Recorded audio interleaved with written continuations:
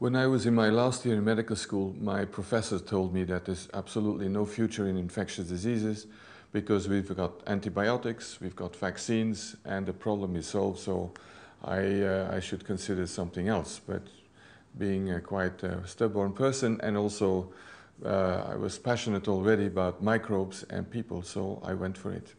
So a couple of years after I graduated from medical school, I was in training in microbiology in Antwerp at the Institute of Tropical Medicine.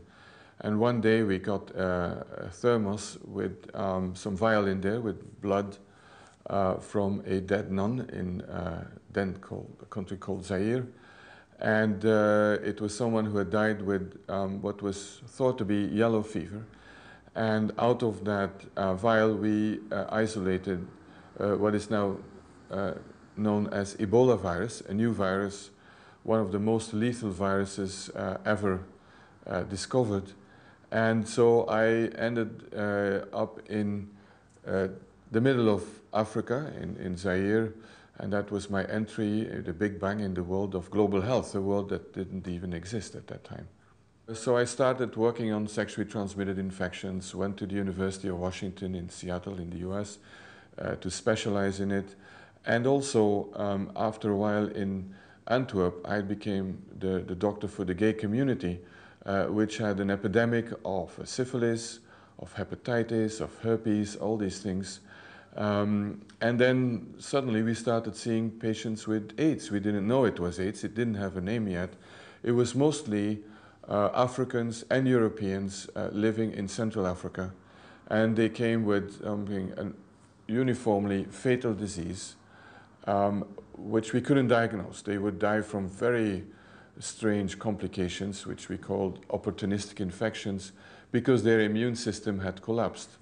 And then when we heard the news from America that gay men had been diagnosed with an acquired immune deficiency syndrome, we thought this looks the same thing, but we also had women.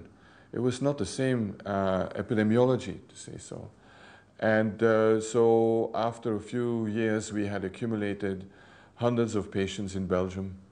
I'd been talking to colleagues and in Africa, and so I went to Kinshasa in '83, and we really revealed a major heterosexual epidemic of AIDS in Central Africa, which took a while for the world to accept that this was not only a so-called gay disease, but I never understood why a virus would care about the sexual orientation of a human host, because for that virus, sex in humans is just an opportunity to jump from one cell to the other. And that's not very romantic, but that's what human sex is for the virus. So then I went to the World Health Organization for a year and a half in their AIDS program. And then UNAIDS was created, and I became the founding director, bringing together the whole UN system and leading the fight against AIDS in the world in the mid-90s.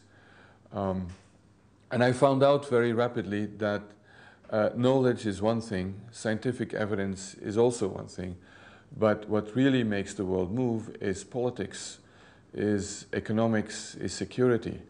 And it's only after we moved the whole AIDS agenda in the top political agenda that the resources were there, and that took quite a while.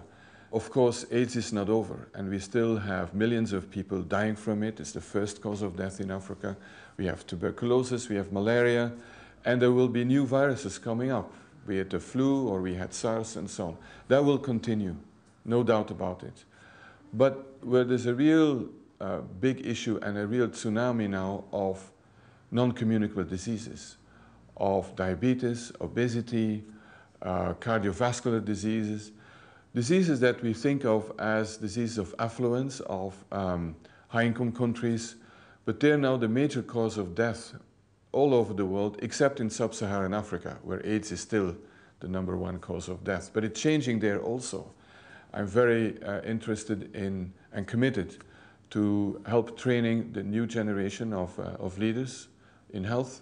And there's no better place in the world than the London School of Hygiene and Tropical Medicine to do that with our students from all over the world and with our colleagues also from all over the world. The United Nations is in this building every day. This school is a great place also because people are here for a good reason and they're here for a cause.